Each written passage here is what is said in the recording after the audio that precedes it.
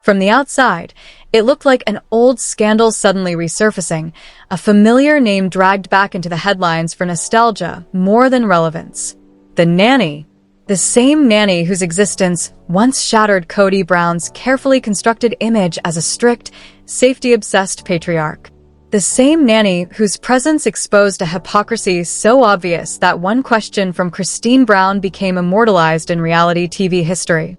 What does the nanny do? But this time, the nanny wasn't back because of COVID rules or family tension. She was back because the past had finally collided with the present in the most unforgiving way possible. Money. And not just a little money. $750,000. Debt. New debt. Taken out quietly, strategically, and almost arrogantly by Kody and Robyn Brown against a mansion they had barely even lived in. $750,000. That number doesn't just raise eyebrows. It stops conversations. It forces people to sit back and reevaluate everything they thought they knew. Because this wasn't a struggling family trying to stay afloat. This wasn't an emergency loan or a last resort. This was a calculated financial move layered on top of an already massive mortgage for a $2.1 million home in Arizona. And when you zoom out, when you place that number beside the years of sacrifice, isolation, and financial imbalance that define the Brown family, the picture becomes impossible to ignore. This wasn't just about a house. This was about who paid for it, who suffered for it, and who benefited from a system that was never as equal as it pretended to be. For years, Kody and Robyn claimed they lived by strict principles. During COVID, those principles became iron rules.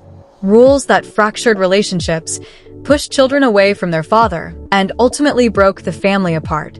Kody presented himself as the enforcer of safety, the protector of health, the man willing to sacrifice emotional closeness for the greater good.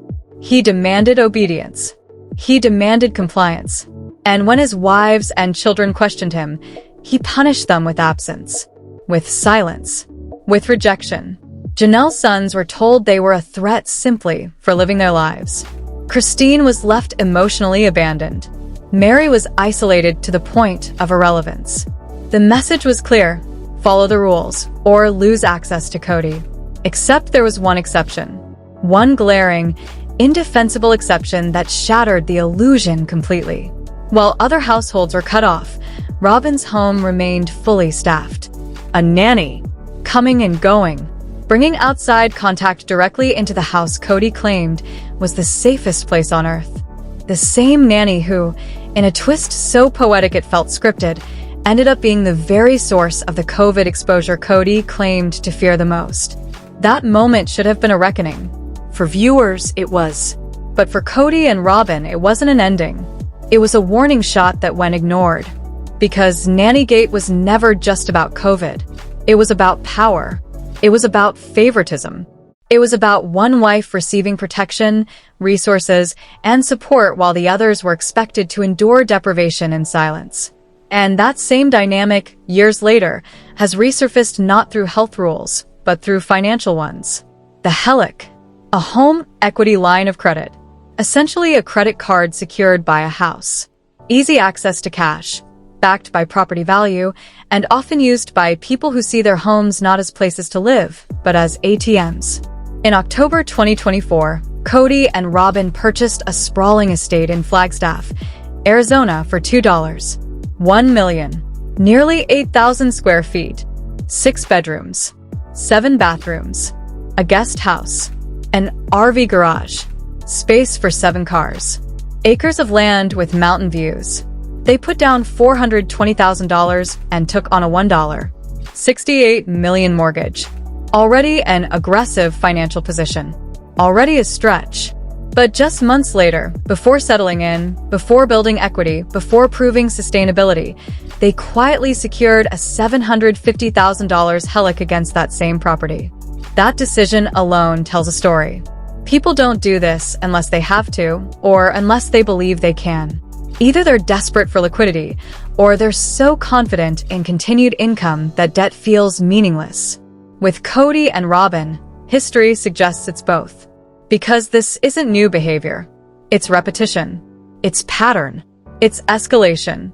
And this is where the story stops being about them alone and starts implicating everyone they left behind. Because the money used to build this life didn't appear out of thin air. It didn't come from decades of careful saving or disciplined investing. It came from a family pot that was supposedly shared equally. A pot filled, for years, by women who worked, sacrificed, and believed they were building something together. Janelle worked full-time. Mary ran rental properties. Christine raised children, homeschooled, managed households. Robyn, meanwhile, arrived with debt. Approximately $32,000 in credit card balances when she joined the family. Debt that reportedly had to be cleared so the family could qualify for loans. Debt that was absorbed into the collective burden. Paid off not by Robyn's income, but by the system that promised fairness and delivered favoritism. That pattern never changed. When Robyn's credit prevented her from qualifying for a home loan, family money fixed it. When down payments were needed, Janelle reportedly gave half the proceeds from selling her Las Vegas home. The woman who carried the family financially for years handed over the security she had earned so Robyn could live comfortably. And later, while Robyn enjoyed fireplaces and jetted tubs, Janelle lived in an $82,000 RV on undeveloped land. No running water, no sewage, just hope. Hope that the land they bought together, Kody Pass, would someday be built on. It never was. Kody Pass sat empty for 7 years. Dreams promised, plans discussed, nothing delivered. And when the property finally sold, the division of proceeds revealed the truth more clearly than any argument ever could. Kody and Robyn took $750,000. Janelle and Mary received $375,000 each. Christine, having already escaped, had signed away her share for $10 just to be free. The math didn't reflect contribution. It reflected control. And then came the NDAs.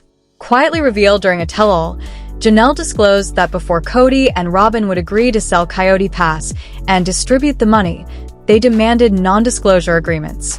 Legal documents designed to silence, to prevent discussion, to block legal action, to erase accountability. The message was chillingly simple. You can have your money, but only if you promise never to tell anyone how he treated you. They refused, and Kody and Robyn backed down. But the attempt alone spoke volumes. Now, place all of this next to that $750,000 HELOC. The same number, the same amount, the same money that once came from shared land, now being borrowed against a mansion. The symbolism is impossible to ignore. It's as if the past is being rewritten through debt. As if the money taken from the women who left is now being replaced with borrowed cash to maintain appearances. And appearances matter deeply to Robyn. Because this isn't just about housing. It's about consumption. A history of spending that stretches back to the beginning. Etsy purchases totaling tens of thousands. Doll collections. Jewelry.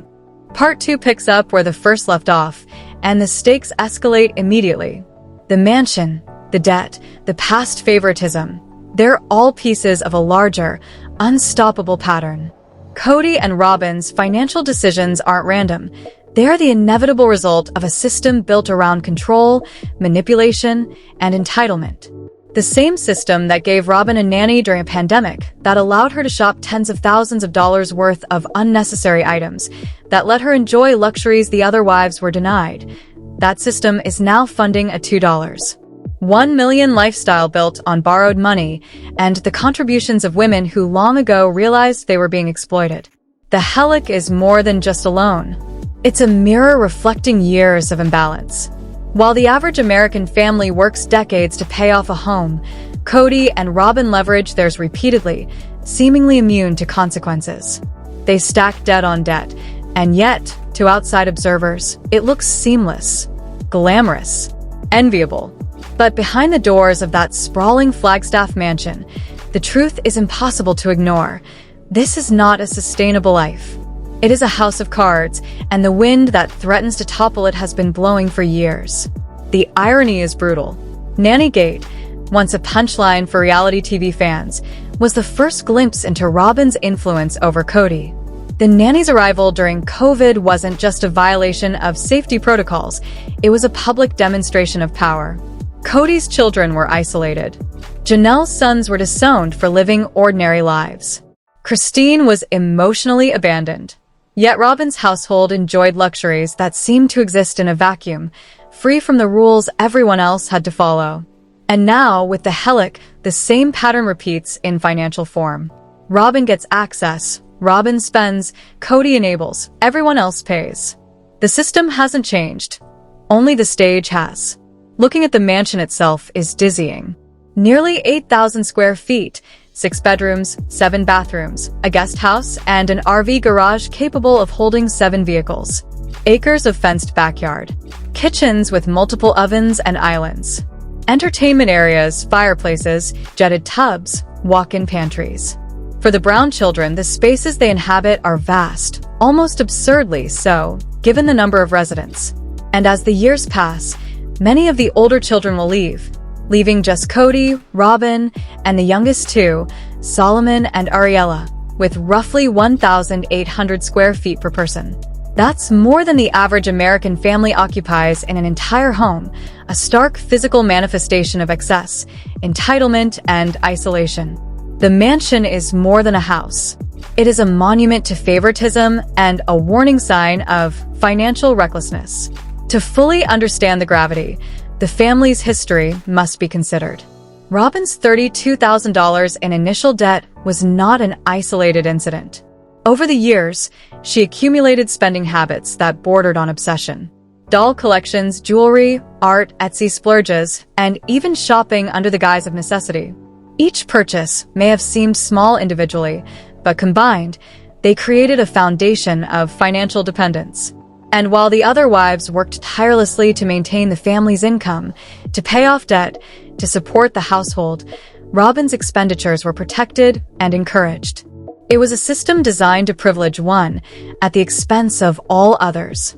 The sale of Coyote Pass only deepened the divide. Originally purchased for $820,000 with plans for multiple houses, it remained empty for years while Janelle lived in an RV and Christine fought for her share.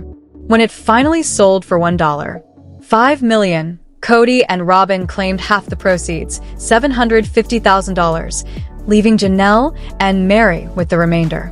The division didn't reflect effort or contribution. It reflected favoritism and control. And the HELOC? That is the extension of that favoritism in real time.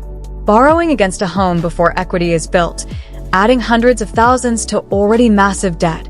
It's audacious, reckless, and entirely consistent with a decade-long pattern. Every financial move has consequences, and yet, Kody and Robyn appear to operate as if consequences are abstract concepts.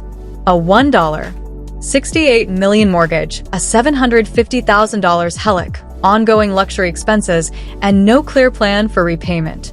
While they live in the house, the children and former wives continue rebuilding their lives from the wreckage. Janelle, once a full-time breadwinner, now works multiple income streams to develop a flower farm. Christine has settled into a modest Utah home, free from the chaos but financially and emotionally impacted by years of manipulation. Mary runs a successful bed and breakfast while managing the lingering fallout from her previous marriage and Kody's preferential treatment of Robyn. Meanwhile, Kody and Robyn's children grow up surrounded by wealth that doesn't match reality. Solomon and Ariella see their home as a kingdom, but it is built on a fragile financial foundation that could collapse at any time. Older children, like Dayton, Aurora, and Brianna, observe this as young adults, recognizing the unsustainable lifestyle, yet feeling powerless to intervene. They witness debt accumulation, favoritism, and manipulation firsthand, and they inherit the lessons of entitlement, financial irresponsibility, and the dangers of unchecked influence. It's easy to criticize from the outside, but the story gains depth when considering Kody's own admission. Robyn has been the guiding force behind nearly all major decisions. The nanny wasn't Kody's choice. The mansion wasn't Kody's choice. The HELOC, the lifestyle, the luxury. Robyn's influence is undeniable. For years, she has shaped the family's financial and emotional landscape, with Kody following along, reinforcing patterns of privilege while marginalizing the other wives. And the drama doesn't stop with money. The emotional consequences are staggering. Children alienated, wives estranged, trust shattered, promises broken. Even more chilling is the inevitability of collapse. Debt does not disappear. Mortgages do not pay themselves. Interest accumulates, repayment schedules loom, and the mansion, beautiful as it is, becomes a gilded cage of obligation. Without sustainable income, without financial discipline, without the support of the very people who once funded this lifestyle, the structure Kody and Robyn built is doomed to crumble. It's only a matter of time before the HELOC demands repayment, before the mortgage pressure mounts, before the fantasy of endless wealth meets the reality of math that cannot be ignored. Yet, despite the looming threat, Kody and Robyn continue, seemingly immune to reason. The narrative they present on camera, loving parents, protective partners, faithful stewards of their children, clashes violently with the financial and emotional reality behind closed doors. The juxtaposition is stark, painful, and mesmerizing. For the audience, it creates suspense. For the family, it creates tension, resentment, and inevitable confrontation. And for the former wives, it confirms years of suspicion that Kody and Robyn's life of luxury was never earned, but extracted through manipulation, favoritism, and exploitation. As the cameras roll and the audience watches, the pattern becomes undeniable. Robyn accumulates. Kody enables. The other wives sacrifice. The children absorb the consequences. Debt grows. Control solidifies. To understand the present, you must understand the past. Robyn did not arrive in the Brown family as a neutral figure. She brought baggage, roughly $32,000 in credit card debt accumulated across Sears, Target, and Victoria's Secret.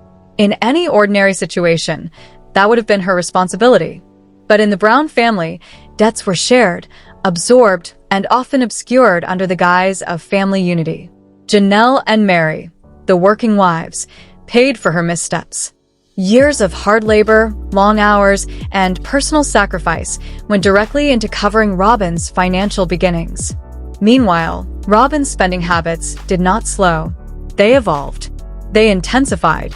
Every doll purchase, every jewelry acquisition, every Etsy splurge was not just indulgence. It was a signal, a declaration of entitlement, and a demonstration that she could, and would, get whatever she wanted. The accumulation of wealth and assets in her name was never accidental. It was strategic. Early on, Robyn's debts were cleared not for fairness, but to facilitate property acquisitions that further entrenched her influence.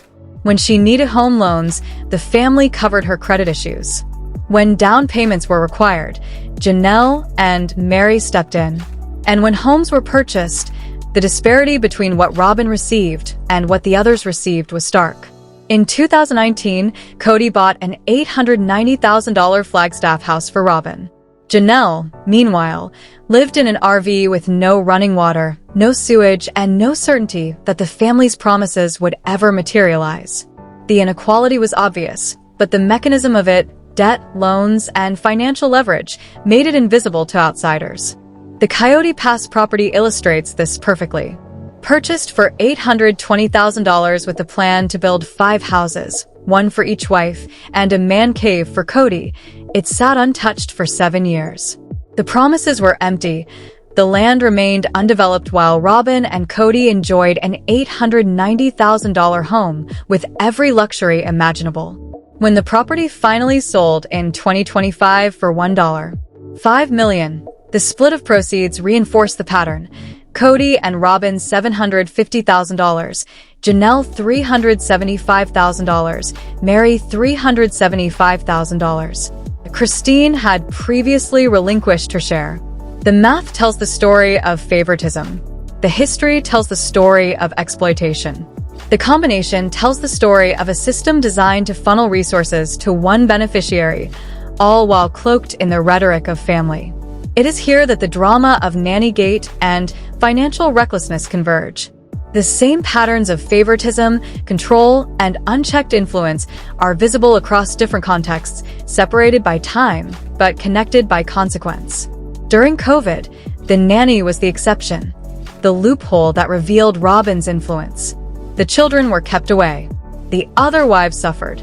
The nanny came and went freely, eventually causing the very exposure Kody claimed to fear. That same mentality, exceptions for Robyn, indulgences unchecked, resources disproportionately allocated, now manifests in debt. The $750,000 HELOC is merely the latest extension of a behavior pattern that has been in motion for over a decade. Every new property, every new mortgage, every HELOC, and every lavish purchase is a testament to a cycle. Spend what you have, borrow what you don't, leverage equity you haven't earned, and rely on the contributions of others to maintain appearances. When analyzed in sequence, the pattern is staggering. 2019, $890,000 home purchased. 2020, $150,000 HELOC. 2021, $130,000 HELOC. 2024, previous $1. 65 million home listed, then off-market. October 2024, $2. 1 million home purchased with $420,000 down payment. Late 2024/early 2025, $750,000 HELOC. Add it all up, and the numbers reveal a dangerous trajectory. Debt stacked upon debt, financed by borrowing and past contributions from women who are no longer present to subsidize excess. The impact on the children is profound. Dayton, Aurora, and Brianna, already young adults, observe patterns of entitlement and irresponsibility while preparing to leave the family home. Solomon and Ariella, still in their formative years, witness financial mismanagement firsthand, surrounded by luxury they didn't earn and lessons they don't need. Meanwhile, older siblings like Garrison and Gabriel, estranged due to past conflicts amplified by favoritism and strict COVID protocols, continue to navigate unresolved trauma, loss, and resentment. Garrison's suicide in 2024, at just 25 years old, casts a shadow over the family that cannot be ignored, and the ripple effects on Gabriel, Savannah, and truly demonstrate the consequences of systemic favoritism and emotional neglect. Meanwhile, Kody continues to present himself as the victim. He deflects blame onto his children, claims they must apologize to rebuild relationships, and masks Robyn's influence as shared decision-making. Yet his own admissions during the 2026 tell-all reveal the truth. Robyn's voice guided virtually all financial and household decisions. From the nanny to the mansion to the HELOC, Robyn was the architect, and Kody was the enabler. This dynamic transforms every scandal into a layered story of manipulation, emotional, financial, and psychological. The stakes escalate further when the audience examines the future. A $2, 1 million home, a $1, 68 million mortgage, and a $750,000 HELOC already place Kody and Robyn underwater. Add property taxes, insurance, interest, maintenance, and lifestyle costs, and the numbers reveal an impending crisis. Each month, income flows in $21,000 per month as reported, but expenditures likely approach $15,000 to $20,000 before discretionary spending is considered. That leaves little room for emergencies or the indulgences that Robyn has historically demanded. It's a precarious situation, a house of cards waiting for the slightest disturbance, and the slightest disturbance is inevitable. Even the structure of polygamy in the Brown family cannot protect them from these consequences. Polygamy, which once allowed Kody to centralize power and funnel resources to a favored wife, now isolates him and Robyn. The other wives have left, taking their skills, contributions, and sanity with them. Janelle runs Tita Farms in North Carolina. Christine has remarried and published a memoir. Mary operates a successful bed and breakfast in Utah. Each of them demonstrates financial independence and resilience. In contrast, Kody and Robyn are trapped in a self-perpetuating cycle of borrowing and